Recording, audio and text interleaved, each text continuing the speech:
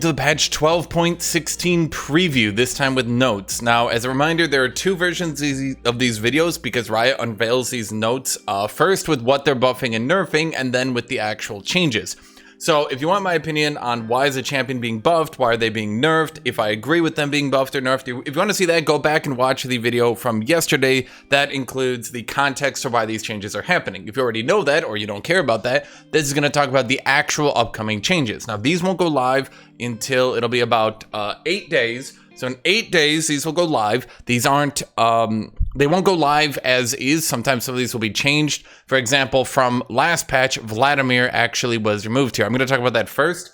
Vladimir had some of his mains, proponents, stuff like that. They spoke up. They said they think Vladimir's fine. I was actually in the camp that I thought he was a bit underpowered, but apparently some of the higher end Vladimirs have actually been doing pretty well with him, and so they canceled his buffs. So anyway, from top to the bottom, Tristana, her Q, that's her rapid fire cannon. You know, that's when she goes, you know, the cannon barrel goes flaming and she starts attacking really fast. That, the attack speed on that's going from 50 to 110 to 65 to 125. Overall, a 15% attack speed buff on her Q. That will help out her burst, help out her early game, late game, everywhere. I think that might be a little bit too focused on the early game, but you know, we'll see. Oh, I want to remind everyone to like, subscribe, leave your thoughts on this. As people would say, viewer interaction and likes help give my video a better algorithm. So make sure to do that to support me. Anyway, these Tristana changes are a little bit early game focused. I'm not sure Tristana really needed more help in the early game. I maybe would have liked to see like the later ranks of her Q buffed for more of like a late game focus, because Tristana doesn't really do that good into the late game. So maybe more of a late game focus would have been good here, but overall it should be fine. It's not that significant of a buff, particularly as the game progresses. Remember, when you build attack speed boots, attack speed items, etc., 15% attack speed is not really going to add up to that much. Zoe, the W minion drop rate, that's a chance for minions to contain a buff. That's going from a 12th chance to a 10th chance. So as of right now, you basically get one every second wave. That's being changed to you'll get slightly more than one every 2 waves. I'm not sure I agree with that either, because here's the problem. That means you actually have a chance now to get one on one wave, one on a second wave, one potentially even on a third wave, and I don't think this is a good idea, to be honest. Remember, that's pure random chance. Her W minion drop rate is pure random chance. That's if she gets like the flash or, you know, that sort of stuff from minions, ignite. That's pure dead ass random chance. Now her E damage is being increased by 10 flat and then a 0.05% AP ratio. Here's the thing. Remember that these numbers are doubled and these numbers are extremely significant because she can do her E damage again, except in true damage if an ability would do that much damage. It's a bit confusing, but basically this can amount to 10 damage plus 10 true damage plus a 5% AP ratio in magic damage and then a 5% AP ratio in true damage.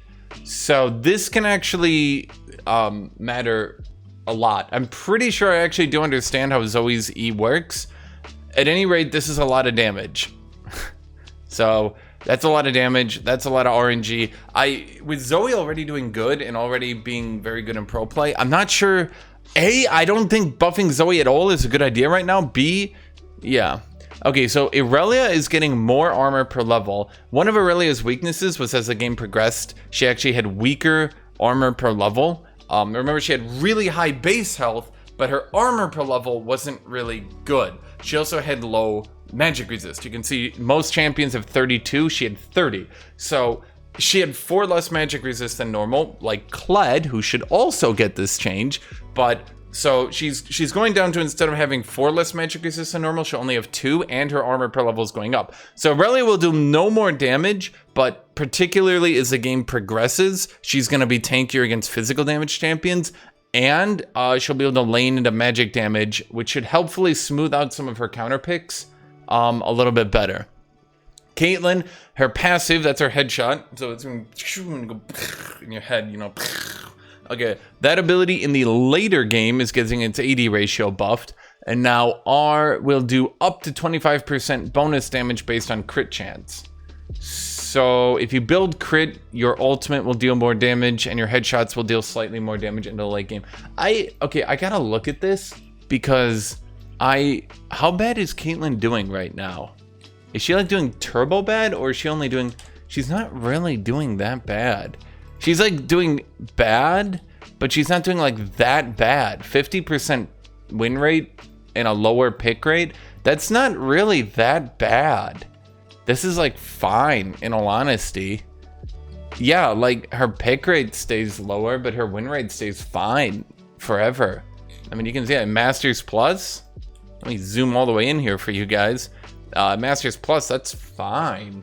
So I'm gonna be dead honest with you. This seems like a little bit much to me. Yeah, I mean, it's not really that significant, but it's a pretty good, like if it was only this headshot buff to like smooth out her late game and make her late game a little bit more damaging, I'd be like, yeah, that's probably fine, right? But in addition to having this crit on her ultimate, that seems a little bit, yeah, I mean, I don't know. Okay, Kaiser. I actually looked at this earlier. This is a way over buff. This is way over buffed. So her passive damage at level 1 will deal 1 more damage per stack. That's just at level 1. So a full stack Kaiser will still do 1, 1, 1, 1, which isn't turbo significant, but that's still a 1. Like, you know, if you buff a champion by 1 base AD, that's not insignificant. Buff them by 2. Champions have gone from overpowered to balanced by just nerfing their base AD by 2. She's getting 1. And then later in the game, the base amount will be 7. So 1 damage buff at level 1, a 7 damage buff at level 18. Her passive additional damage per stack, each time she stacks it, it also gets more damage. Instead of stacking 8 more damage per stack, it'll now stack 12 more damage per stack at level 18. And the AP ratio on her Q is going up, and the AP ratio on her ult is going from 90% to 120%. So if you build pure AD Kaiser and nothing but AD, you're getting a pretty significant buff on your passive. If you slot in some AP items, you're getting another significant buff. So I'm gonna be dead honest with you, this seems like a hard overbuff, and I think Riot should really consider not doing, like, they should either do the AP ratio buffs or they should do the passive buffs. And I think they should probably, like, considering AD Kaiser is the only way she's viable right now, maybe go ahead and do the AP ratio buffs and not the passive, okay? Jace, okay, a lot of people have been complaining about Jace buffed as well. This is what I'm saying, like, this patch is pretty stupid. I'm gonna say it, this patch is ending up being pretty stupid. Jace is getting 2 more armor. Remember, they nerfed his armor because that's his only real counterplay, is bursting him. Because with things like phase rush Jace, if you don't one-shot him in a stun, he just phase rushes away from you, right? So this is a bit dumb, if you ask me right here. They're giving him 2 more base armor. Now that would be good on its own. You'd be like, oh shit, Jay's getting 2 more base armor. He's gonna be harder to squish. Oh wow. But then his melee Q is getting more % AD. Remember, this champion has some of the highest AD ratios in the game. So he's going from 120 to 130% when he does his gap closer in his melee form. Then he's getting another 5% AD ratio on the magic damage from his R. Now, remember, one of the reasons, I'm stalling for time while I go look this up. One of the reasons that his ultimate, despite having a low AD ratio, tends to actually do pretty good. Sorry, the thing's super fucked up, is that this is converting AD into magic damage. Even 30% bonus AD into magic damage ends up being a lot. In combination with the fact that his ultimate shreds armor and magic resist in his range form, if you shred their armor and magic resist and hit them with that melee strike, there's a good reason why Jace, the damage from his ultimate has actually been only a 25% AD ratio, yet feels like it hits pretty hard. Look no further than champions like Corki and Yone on why converting physical damage. Physical damage tends to be very big, but heavily mitigated by armor. Magical damage tends to be much lower, but not mitigated much because magic resist tends to be much smaller than armor. So I'm just telling you, if Riot's listening, this change here is scary. This change is also scary. This change alone would scare me. So once again, we've got another champion where maybe considering dialing down the buffs you're doing by half. Vladimir got Foxtrond. Yeah, basically they're saying we don't want to do that one. I don't know why all of these Vladimir was chosen. Now, Malphite, this champion is dumb as fuck, and they're buffing him in a way that buffs dumb as fuck Malphite. The passive cooldown for his passive, I don't know why I said it like that. His passive cooldown is going down.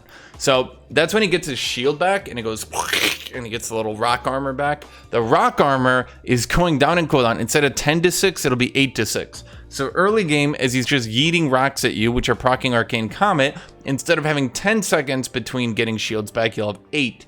This puts a lot of pressure on a lot of champions who could right now keep his passive down and thereby try to keep him from getting his passive back and then running up and throwing another rock. They're going to be a lot more stretched for time. If you play a champion like Irelia or Jax, a lot of times you'll find that it can be really frustrating to be hit by constant rocks. And you're struggling to get a hit on him before he gets that passive back and then throws another safe rock at you, where then again, in order to try to counter trade with him, you need to break his passive again. And then his W cooldown, if this is all they were doing, I'd probably be fine. His W cooldown is going from 12 to 12 to 10, which is probably fine. Why are you making his laning phase even more safe? Is Malphite literally supposed to be the champion for like, no one wants to play top lane, so let's have it a super duper mega safe top laner who just presses Q on cooldown to harass their opponent out of lane? Like, is that literally supposed to be his job? Is his entire job just supposed to be the turbo safe top laner for idiots who don't want to learn top lane, so you're making him even safer and harder to actually punish? I don't know.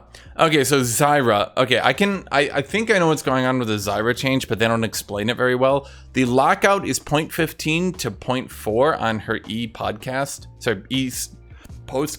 I think what's happening when they're trying to explain this, a lot of abilities are actually straight dead-ass random, and that's because Riot's server tick rate does not tick very quickly. The server tick rate on the League of Legends server is the lowest of any competitive game by like, it's like a fourth as much as other competitive games. It's like illegally low. So what I'm assuming was happening here is the server tick rate for the lockout on her E was so, like, how many times the server updated to tell you you could cast it again was so fucking low that it was just dead ass a random time in between 0.15 seconds or 0.4 seconds. In other words, you could go from casting 2 times a second to all 4 in a second. So there's a lot of abilities like this. Klud's passive remount timer is still random. It's less random than it used to be. It is still random. So there's a lot of this shit going on here. Okay, so Kaiser is being... This isn't really destroyed. They promised that they were utterly obliterating... Or Kaiser. Zeri. They promised that they were utterly obliterating Zeri to try to get her out of competitive play. They're nerfing the AP ratio on her W, which doesn't do much. And then they're nerfing the AD ratio on her Q. That's when it goes and shoots. The AD ratio on that's going down. So this is obviously a large nerf. No one really builds AP Zeri, so okay.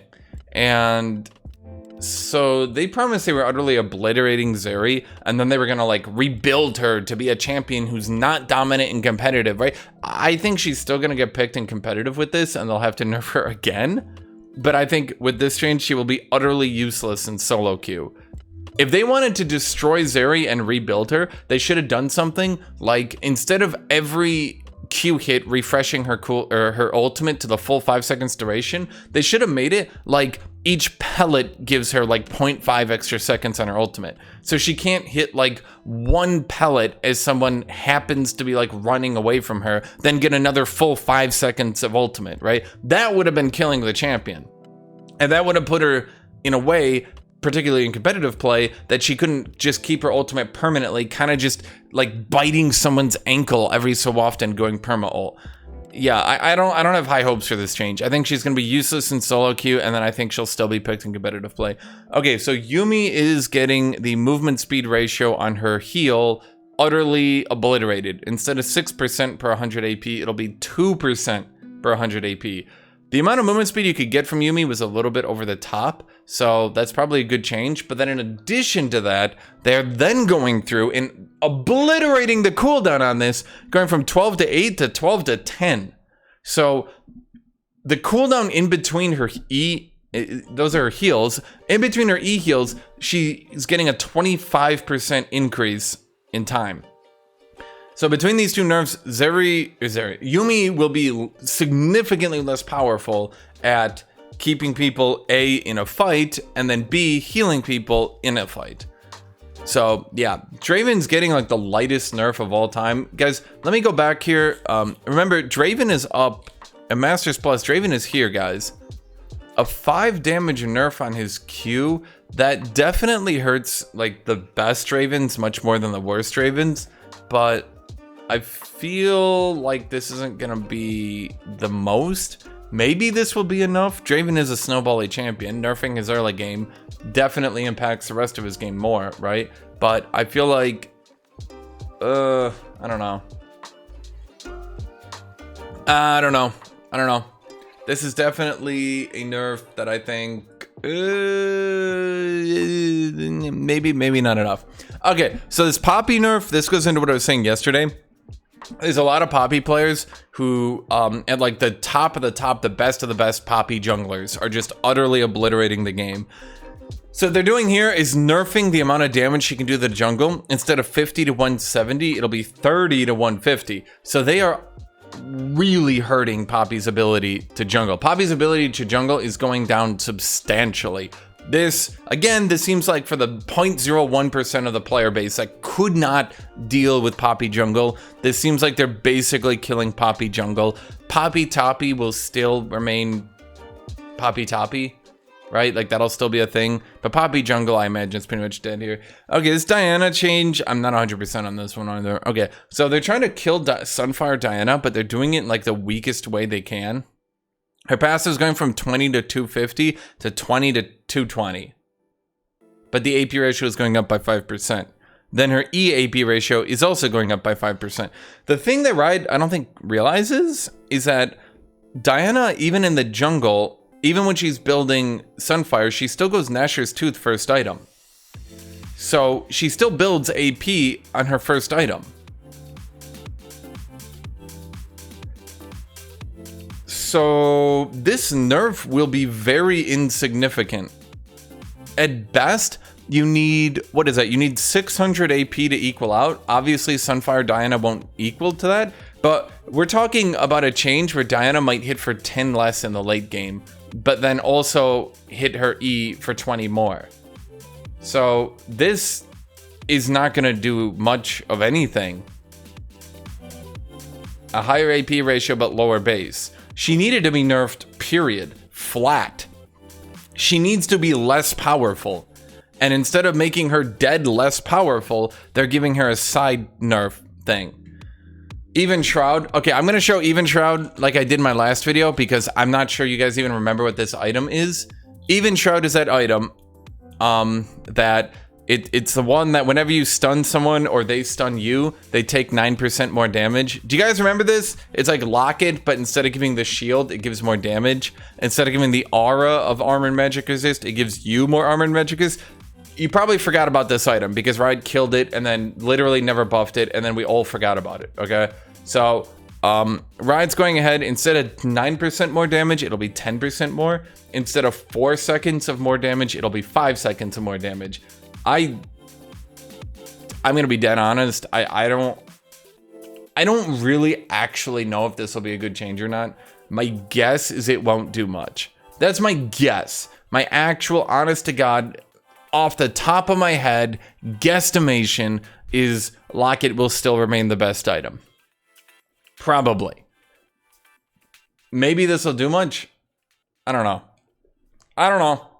So that's what's going on. Now remember, if you made it through this far, remember, none of these changes are guaranteed to happen. All these changes can be reverted, changed, done differently until you see the actual patch notes, which I'll do a video when they come out. Until you see the actual patch notes, guarantee nothing in here. Nothing here is guaranteed to go live, okay? This will be live in 8 days, okay? I just want to say that because a lot of times people say things like, wasn't Vladimir getting buffed? And I'm like, well, he was, and then he didn't, you know? So, there we go. So thank you all for watching. Thank you all for being here. Remember that you can join my Patreon. A link in the description below. You can join my Patreon, and that helps me out immensely. That helps me continue to be able to live and make these videos, which, you know, it supports me a lot. Special thank you to all my YouTube members. You guys are great. Thank you. Make sure to like. Make sure to just leave a comment and all that. And, you know, thank you anyone who just watches these videos. Thank you for getting to the end of it. So thank you, and have a great rest of your day. Goodbye.